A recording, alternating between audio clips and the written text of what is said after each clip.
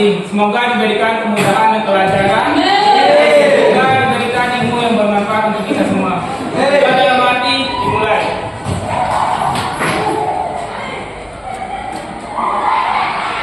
Amin. Baik, kakak akan cek hadiran dulu ya. Untuk dengarin absennya di depan.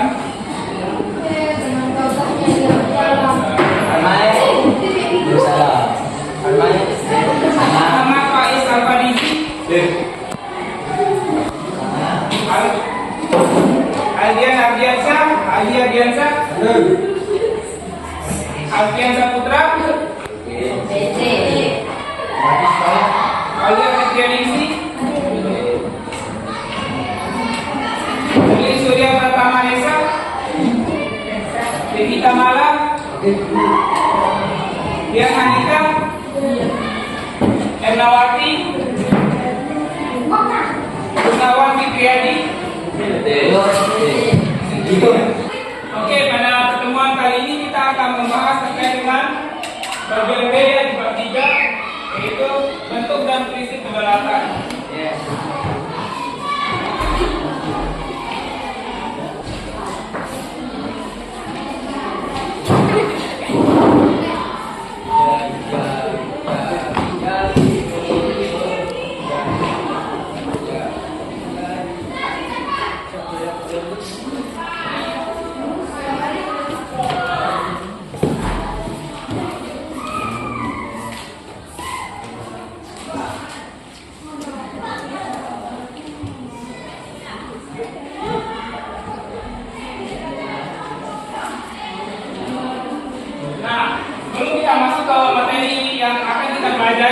Pada pertemuan kali ini, di sini kan kalian sudah pelajari kemarin terkait dengan pengertian atau teori kedaulatan kan, sudah semua kan, dan penjelasannya.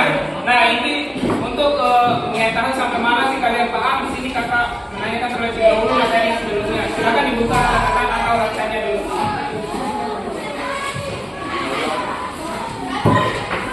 Sudah semua? Nah, apa yang kalian tahu kemarin terkait dengan pengertian kedaulatan? Ada yang bisa nggak? Kedaulatan adalah kekuasaan tertinggi. Ya betul. Jadi kedaulatan itu merupakan kekuasaan tertinggi di suatu wilayah atau suatu negara yang didasarkan oleh undang-undang dasar negara Republik Indonesia. Terus masih ingat nggak kalian pengertian kedaulatan rakyat itu apa? Pengertian kedaulatan rakyat. Dari rakyat dan untuk rakyat. Ya betul. Jadi lebih tepatnya kedaulatan rakyat itu merupakan kekuasaan yang tertinggi dimiliki oleh rakyat, yang dimana dari rakyat untuk rakyat dan kembali kepada rakyat. Kemudian ada yang masih ingat dengan sifat-sifat kedaulatan ada 4. Coba sebutin. Asli, permanen,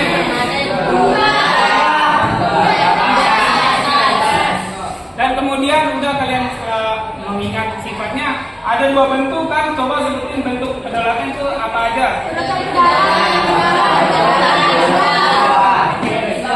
Jadi bentuk kedaulatan itu ada 2, ada bentuk kedaulatan ke dalam, bentuk kedaulatan ke luar. Nah, setelah itu ada membahas dari terkait dengan teori kedaulatan. Ada berapa teori kedaulatan? 5. Berapa yakin?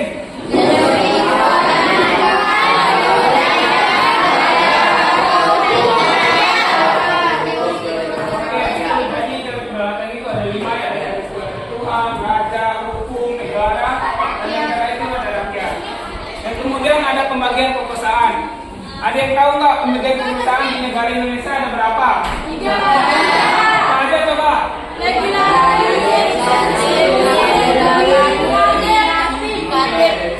Perhatikan di depan.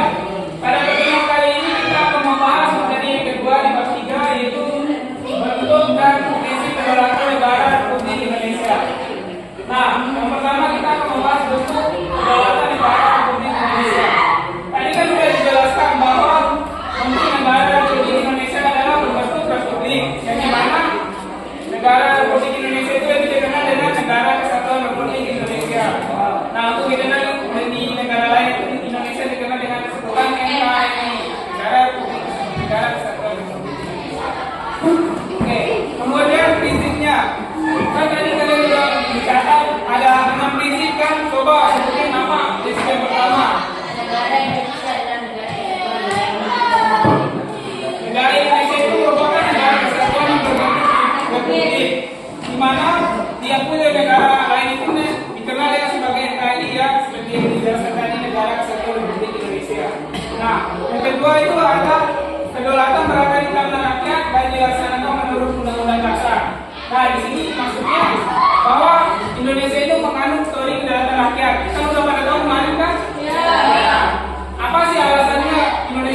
teori kedaulatan ada yang tahu nggak? Supaya semua orang Ya, boleh. Supaya semua orang berhak berpendapat. Satu, dua. Apa lagi dua? ulang. Oke, baik. Nah, apa yang disebutkan sama teman itu betul. Kalau lain lebih tepatnya, jadi kenapa sih Indonesia mengacu dari kedaulatan? Karena Indonesia ini negara yang demokrasi, semua terdiri dari rakyat, untuk rakyat dan kepada rakyat. Kenapa kayak gitu? Karena kalau misalnya nih nggak ada rakyat di negara atau pemerintah yang menjalankan sistem pemerintahannya sendiri, mereka akan semena-mena apa yang mereka lakukan. Mereka yang menguntungkan untuk dirinya sendiri. Jadi mereka harus melihat apa sih yang dibutuhkan oleh rakyat, apa sih yang diperlukan oleh rakyat. Jadi mereka harus memenuhi apa yang dibutuhkan oleh rakyat melalui peraturan-peraturan yang ada atau yang kita sebut sebagai konstitusi itu Undang-Undang Dasar Negara Republik Indonesia tahun 1945. Berarti sampai sini? Yang ketiga kan ada Indonesia sebagai negara hukum. Nah, ada yang tahu nggak bentuk hukum itu ada berapa? Hukum tertulis dan tertulis. Ya, terus sifat hukum ada berapa? Nah, dari sifat hukum ada dua ya, bersifat memaksa dan mengatur. Ada yang tahu nggak kenapa hukum itu bersifat memaksa dan mengatur? Kalau yang memaksa itu dia ada membantu masyarakat, yang mengatur dia masih hukum. Ya, betul sekali. Jadi kenapa sih hukum itu bersifat memaksa dan mengatur? Nah, yang pertama bersifat memaksa. Jika tidak dipaksa, maka hukum itu akan dilanggar. Jadi tidak ada orang yang takut akan hukum. Jadi orang-orang itu semua mau melakukan tindakan kejahatan, pencurian, dan lain sebagainya. Itu kan memaksa. Kemudian bersifat mengatur. Kalau tidak ada hukum yang mengatur, maka di negara kita ini akan terjadi banyak kekacauan seperti pembunuhan, terus kemudian contohnya kalau di sekolah dan di pasar lagi. Jadi hukum itu harus bersifat memaksa dan mengatur. Yang kemudian ada keempat, presiden tidak dapat membekukan dan atau membubarkan dewan perwakilan rakyat. Jadi presiden itu tidak mempunyai kewenangan atau wewenang untuk membubarkan DPR. Itu paham kan? Paham kan? Yang kelima ada menteri diangkat dan diberhentikan oleh presiden. Jadi semua menteri baik itu menteri pendidikan, menteri lain-lainnya itu diberhentikan oleh presiden yang itu tugasnya presiden yang mempunyai wewenang. Dan kemudian keenam, MPR hanya dapat memberhentikan presiden dan wakil presiden dalam masa jabatannya. Jadi MPR itu tahu kan kewenangan MPR apa? Ya, jadi MPR itu hanya mempunyai wewenang memecat presiden dan wakil presidennya pas masa jabatannya. Ya. Bagian dua ya, bagian penelitian demokrasi liberal yang bagian sini. Oke, tulisnya dulu. Bagian dua penelitian demokrasi liberal. Ya.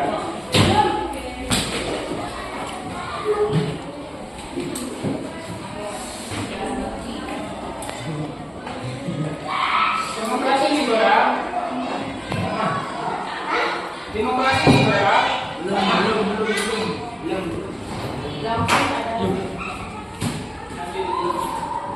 Dalam kurung atau demokrasi ini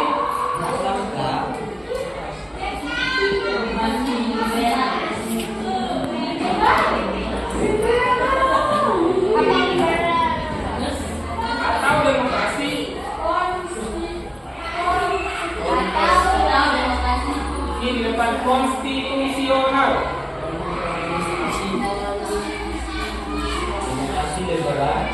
Atau demokrasi konstitusional. Iya,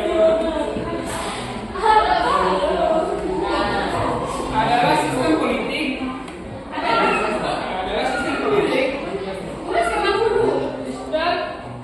Adalah sistem politik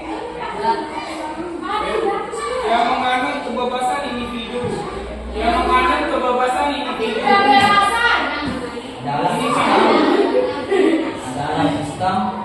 menganut kebebasan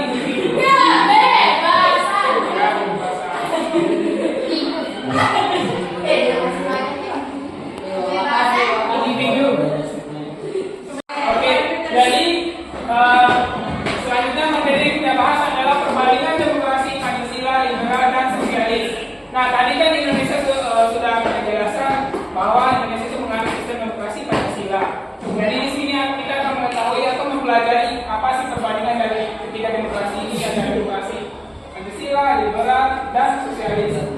Ada yang tahu nggak satu apa perbandingan antara ketiga ini salah coba sebutin. Ada di buku panennya coba. Halaman 63, buka halaman 3. Ya, coba dibacain perbandingan yang pertama apa saja.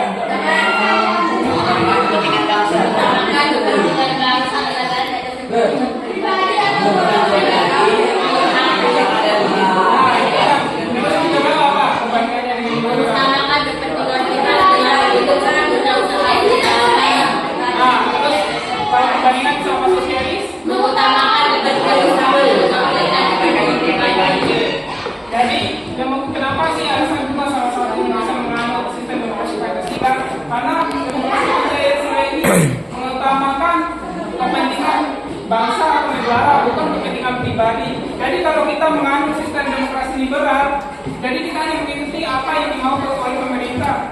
Misalnya pemerintah seperti itu, ya kita lakuin. Nah, kalau di sini kita menganut sistem demokrasi Pancasila itu mengutamakan hak negara atau warga negara. Misalnya warga negara di suatu daerah ini kekurangan ini, maka dia bisa minta ke pemerintah untuk memenuhi kebutuhannya. Jadi namanya asal alasannya kita menganut sistem demokrasi Pancasila. Dan mengapa sih kita tidak menganut sistem demokrasi sosialis? Karena demokrasi sosialis ini walaupun dia mengutamakan kepentingan bersama, tapi dia mengabaikan kepentingan pribadi. Jadi walaupun kita punya kepentingan bersama, tapi dia mengaku semua orang kan punya kepentingan pribadinya masing-masing kan. Jadi harus memenuhi hal tersebut. Kepentingan pribadi juga itu penting bagi kita. Yang kedua, keputusan diambil dengan musyawarah mufakat. Jadi semua keputusan itu tidak diambil sepihak atau sebelah pihak. Harus kita diskusiin dulu semuanya atau musyawarah mufakat. Itu dari perbandingan demokrasi Pancasila. Dan kemudian demokrasi liberal yang kedua, keputusan diambil dengan suara terbanyak 50,1. Ya, jadi di sini mereka itu tidak secara musyawarah, mana suara yang banyak itu yang mereka pakai.